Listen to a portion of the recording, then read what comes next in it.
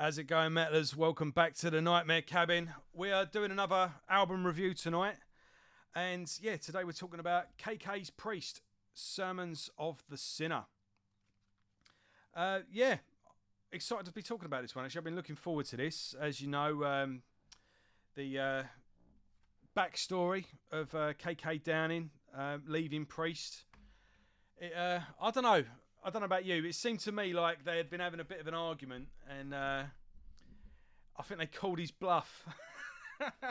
I think he went, fine, I'm leaving then, and they went, fine, and he went, yeah, well, I bet you won't go on tour without me, and they went, yeah, we will, and then he went, yeah, see how you get on. The fans won't have that, and yeah, the tour went on fine, and he was just like, ah, shit. And yeah, in all fairness, he did bang on about it a bit, didn't he? But there you go. These things happen. Yeah, so he's back with a new album and a new band, KK's Priest. You get it? I've got no problem with him picking up where he left off with Priest in his own little way. He's got a good little lineup on him as well. He's got members of Voodoo 6.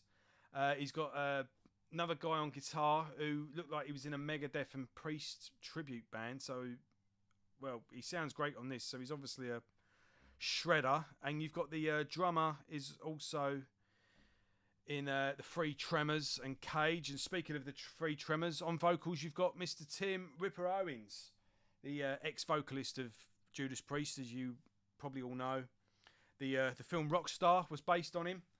And yeah, Tim, he's ever reliable. You know, he's always seems to be the gun that people reach for in order to hire as a second vocalist or something like that. I saw an interview with him on Rageaholics channel, and Rageaholic, he said, you know, this is my favourite metal singer, and it was like, yeah, I was taken aback a bit by that claim, but at the time, it's like, well, no, that's a fair enough claim, really. I mean, like, oh, you know, what about Ronnie James Dio? He sung for him. What about Rob Halford? He sung for Judas Priest. You know, he's Priest, Iced Earth. Yngwie Malmsteen, that guy that I can never pronounce his name. You know, he's been around the block, and I've got a bunch of CDs here, all different projects with him. I've not got everything he's done, but I generally try to keep up with him.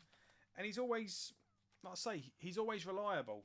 I've seen him 3 times in different projects as well. I saw him with Dio Disciples. He was great. I saw him on a solo tour where he was doing a Jugulator set. And what else? I saw him with the Three Tremors. And yeah, like I say, I mean, I love the Tim Owens era of Priest. I think Jugulator is a fantastic album. And their live album with him, well, he did 2 live albums. He did 2 studio albums and 2 live albums. But that 98 Live Meltdown, that's my favourite Judas Priest live album. Sorry if that's sacrilege, but I think it's a fantastic record. The set list is fantastic. The band sound awesome, and he's great on it. So yeah, it's always good to see Tim, you know, doing something. He puts out like at least an album a year under a different project. He's just put this out. He has got another album with the Three Tremors coming out. So I've heard that already. Actually, I've not seen a release date for it yet, but I have heard a download of it. I'll be reviewing that in due course. But yeah, so it's good to see KK back doing what he does best. He's behind the guitar, he's writing songs, and he's in a new band, and it's great to see Tim with him. So this is going to be basically another Priest. So we're going to effectively have 2 Judas Priests, just like we have 2 Venoms. I think we've got 3 Queensryches now. Yeah, the modern music industry. That's how it works nowadays. But yeah, right, what do you want to know? It's a solid album. It's 50 minutes. I was just looking at the track list, and I didn't realise it was nearly an hour long. It flies by. I will give it that. It's, you know, it's an effortless listen. I did not know it was 50 minutes, and I wouldn't have been. I thought it was about 35, 40. So the songs fly by. There are there's about an 8-minute long song on there, but a lot of that seems to be the. Some of them do have some quite lengthy intros, I've noticed. So it's not as if the songs do just sort of bang on. It's not earth-shattering, but I don't need it to be. Didn't really want it to be. KK Downing, he's wrote all the songs on this, by the way. He's wrote everything. And yeah, he doesn't need to be earth shattering because he's been shattering the earth since 1970. Fuck knows. I mean, 1976, let's say, when Sad Wings of Destiny's come out. I mean, that was the first true Priest album. I mean, Rock and Roller was bollocks, wasn't it? I mean, let's face it. But yeah, the first proper Priest album was Sad Winds of Destiny, and I'd say since then he's been, setting the course and setting the standard for heavy metal. I would have said Black Sabbath unknowingly invented heavy metal, but Priest perfected it. So yeah, don't need more of him. But does it sound like Judas Priest? Yes, because it's KK Downing. It's one of the founding members writing. So it is familiar enough, but it's cool. One of the biggest critics I've seen of that is that it's cheesy. So the lyrics are cheesy. Well, my answer to that is, where the fuck have you been? Because has Judas Priest never been cheesy then? I don't know what the problem is with that. But no, it sounds great. It doesn't sound like a what could have been, like a say KK sort of switched back to his writing the way he would have in Jugulator and Demolition, and now with it's not like they've recreated Priest again in that era. It does feel like a new band, I will say that. But so it's familiar enough, so you know what you're getting, you know what to expect, but it does feel quite fresh and quite new. Hellfire Thunderbolt, I think, sets the tone quite nicely. Sermon of the Sinner, maybe that's where people said it was a bit corny. There's this like big bit towards the end where he's sort of thanking the crowd for all their support and that. I'm not going to pronounce the fourth one. I'll have a go. Cercado Diablo, something like that. Cool chorus though. It sounds good when they say it. Raise Your Fists. I mean, you're getting the idea just with the song titles alone. But it's all sort of thundering, shredding metal with some blazing solos. All good in that traditional, that traditional sound that you would accustom with Priest, sort of Painkiller onwards. It's you can see this going down really well with you like Wacken and stuff like that, especially with your European audiences. I mean, again, if they did like a tour supporting Accept or something like that, this is going to go down like Doro, not Dio, Doro, someone like that. Masters of the Road was the one that stuck out for me. That was more of a straightforward rock song. Like, it's just ding, ding, ding, ding, ding, ding, ding, and it's got this nice little guitar lead over the top. Really cool chorus. Brothers of the road, and we rock. It's fucking cool. Metal through and through. I mean, the titles just say it all, don't they? Wild and Free as well is another song. That and everything sort of pummeling, shredding. Just heads down, pummeling metal, whilst Brothers of the Road and Wild and Free are quite nice sort of open rock songs. You can sort of see them played on sort of Planet Rock or something like that. But you know what? The real gold on the album, I mean, everything else is good, and it's sort of familiar. It's sort of what you're expecting. But House for the Priest and Return of the Sentinel is where things get different, and it's like, wow, this is where it's like they leave you wanting more. So it's like, right, the first sort of 8 songs or so is sort of establishing that Priest is, that KK is back, and again, it's always great sound hearing Tim. But on those last 2 songs, it's like, oh right, you're onto something here. These songs are quite dark and brooding, and looks like they're onto sort of like a concept, really.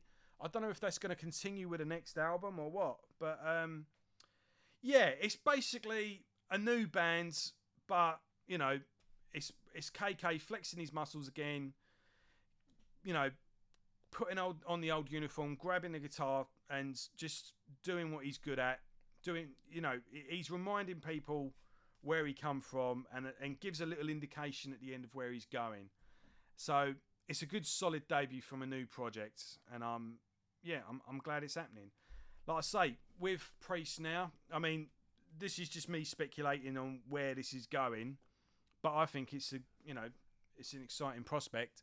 But I think you're effectively going to have 2 Priests, and if they do it right, you know, you've got the leather, the spikes, the motorbike, the backdrop. Judas Priest are getting, you know, it looks like they're setting their eyes on playing arenas now, even if it's part of package tours. They're opening up for Ozzy Osbourne. They've just headlined the Bloodstock Festival. They've got like a pretty big upscale show now. If these guys do that, still putting on like a decent budget show production-wise, but scaled down to smaller venues, I would arguably say this could be a better show. So doing the majority of this album, obviously with Priest classics, you know, interwoven into the set, heavily focusing on Jugulator and Demolition, I think. So, couple of numbers off this, dive into Jugulator, dive into Demolition, do like a song like Hell Is Home to Me. Oh, if they did Cathedral Spires live, that'd be fucking awesome. And then, yeah, at the encore, Living After Midnight, Breaking the Law, all that good stuff. That won't hurt anyone either, will it? So, yeah, I reckon, I mean, we're on the arse end of 2021 now anyway. If 2022, they knock out another album, so that's 2 albums under their belt, and then they start doing, just go straight into headline shows, that'd probably be a good way around it. Or just start with this one, who knows? I did read somewhere that they're already started on the second album, which stands to reason, I suppose, because they're not touring at the moment. I mean, if the world weren't so fucked at the moment, you know they'd be touring. You know they would. So, yeah, a smaller scale Judas Priest show.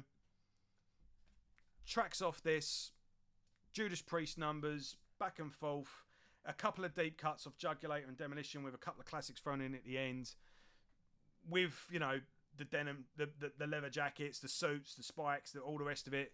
I don't know if they're going to get if they'll be able to get a fucking motorbike in a club, but you get what I mean. A smaller scale Judas Priest show arguably would probably be better than actual Priest. So yeah, I think so. Anyway, like I say, as great as those shows are, it can be a pain in the arse unless you're right at the front. So if they just scale it down and do it cool, do it right, I think this would be something very cool to watch. So yeah, like I said, 50 minutes.